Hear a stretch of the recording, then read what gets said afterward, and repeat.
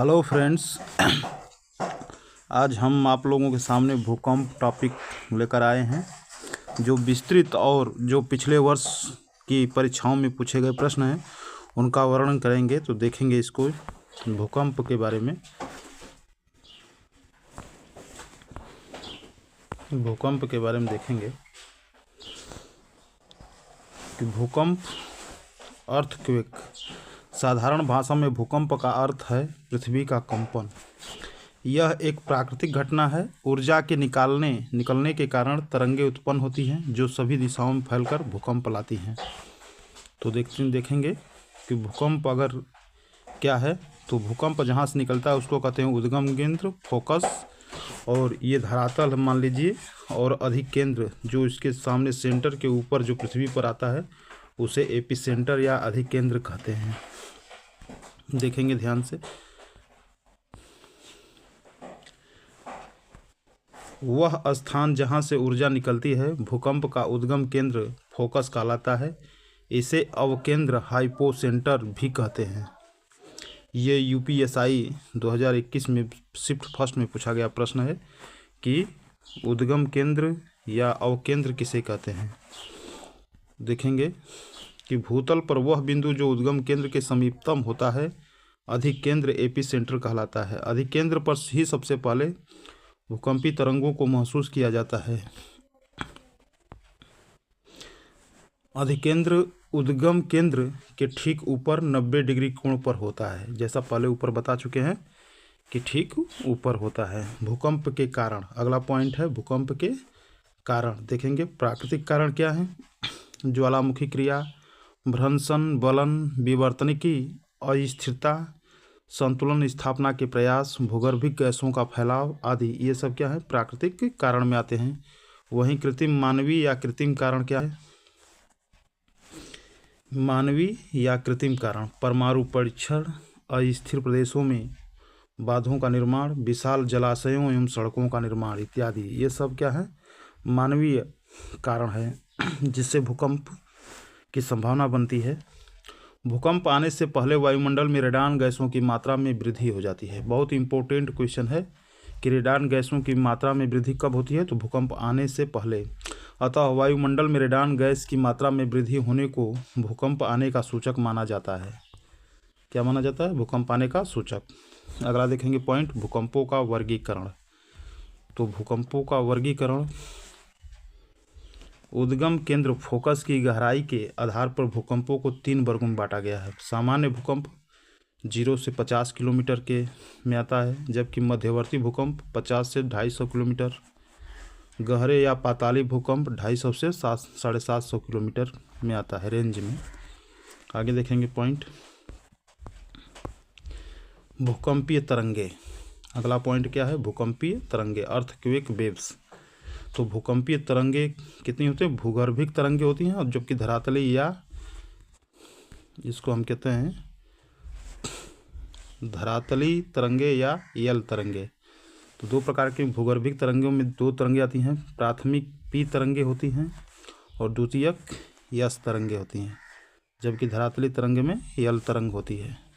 आगे देखेंगे भूगर्भिक तरंगे, विस्तार से इनके बारे में कि भूगर्भिक तरंगे क्या है, बॉडी वेव्स। ये तरंगे उद्गम केंद्र से ऊर्जा के मुक्त होने के दौरान पैदा होती हैं और पृथ्वी के अंदरूनी भाग से होकर सभी दिशाओं में आगे बढ़ती हैं। भूगर्भीय तरंगे 3 प्रकार की होती हैं, पी, एस एवं यल। कितने प्रकार की होती हैं, 3 प्रकार की होती हैं।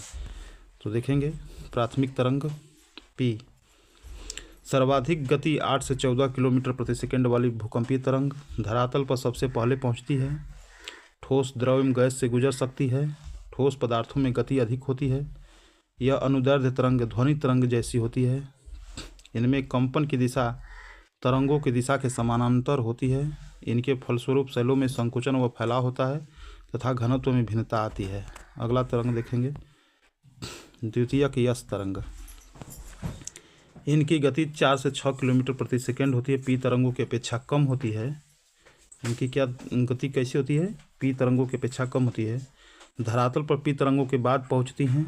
ये तरंगे केवल ठोस माध्यम में ही चलती हैं, केवल ठोस में चलती हैं। यह अनुप्रस्थ तरंगे प्रकाश तरंग के समान होती है। इनमें कंपन की दिशा तरंगों की गति की दिशा के लंबवत होती है। ये जिस पदार्थ से गुजरती है उसमें उभार व गर्त बनाती हैं। तो उभार व गर्त कौन सी तरंग बनाती है? यस तरंग। बहुत बार परीक्षाओं में पूछा जा चुका है, इसलिए ध्यान दीजिए इस पर। अगला तरंग है यल तरंग। यल तरंग या धरातली तरंग कहते हैं। धरातल पर सबसे बाद में पहुंचती हैं। इनका वेग 3 किलोमीटर प्रति सेकेंड सबसे कम होता है। ये पूरे धरातल पर भ्रमण करती हैं। इनमें लंबी अवधि वाली तरंगें लॉन्ग वेव्स कहा जाता है। इन्हें क्या कहते हैं? Long waves. ये तरंगें सबसे ज़्यादा विनाशकारी होती हैं। पूछता है प्रश्न कि सबसे ज़्यादा विनाशकारी कौन सी तरंग हुई है? तो यल तरंग। इनके कारण शैलें विस्थापित हो जाती हैं तथा इमारतें गिर जाती हैं। अगला देखेंगे भूकंपीय छाया क्षेत्र। अगला पॉइंट है भूकंपीय छाया क्षेत्र, शैडो जोन। भूकंप लेखी यंत्र सिस्मोग्राफ पर दूरस्थ स्थानों से आने वाली भूकंपीय तरंगें अभिलेखित होती हैं। यद्यपि कुछ ऐसे क्षेत्र भी हैं जहां कोई भूकंपीय तरंगें अभिलेखित नहीं होती हैं। इस क्षेत्र को भूकंपीय छाया क्षेत्र कहा जाता है। कहने का मतलब कि जहां भूकंपीय तरंगें पहुंच नहीं पाती उसी क्षेत्र को हम क्या कहते हैं? भूकंपीय छाया क्षेत्र कहते हैं। देखेंगे भूकंपीय छाया क्षेत्र क्या होता है। तो ये पी तरंग का छाया क्षेत्र है। पी तरंग का छाया क्षेत्र, तो जानते हैं कि यहाँ से पी तरंग जब चलती है तो इस तरह से चलती है और 105 डिग्री से 145 डिग्री के बीच इनका तरंग का छाया क्षेत्र बनता है। यही छाया क्षेत्र है। तो पूछता है कि पी तरंग का छाया क्षेत्र कहाँ से कहाँ तक होता है? तो 105 डिग्री से 145 डिग्री तक। वहीं पर देखेंगे यस तरंग का छाया क्षेत्र। तो यस तरंगें जो आती हैं 105 डिग्री से यहीं से मुड़ जाती हैं और इसमें प्रवेश नहीं करती। तो यह यस तरंग का यहाँ से लेकर 105 डिग्री से 105 डिग्री ये यस तरंग का छाया क्षेत्र होता है, जबकि ये पृथ्वी का क्रोड है। आगे देखेंगे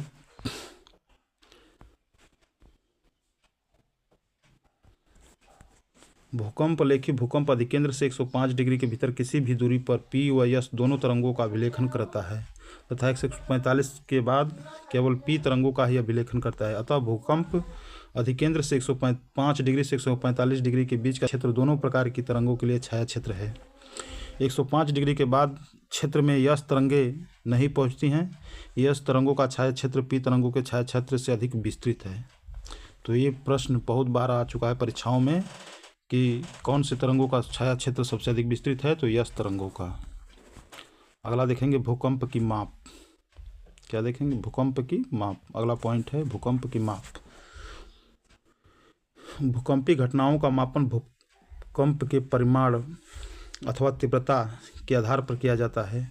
रिक्टर स्केल है। इसके द्वारा भूकंप के परिमाण को मापा जाता है। भूकंप का परिमाण भूकंप के दौरान मुक्त हुई ऊर्जा को इंगित करता है।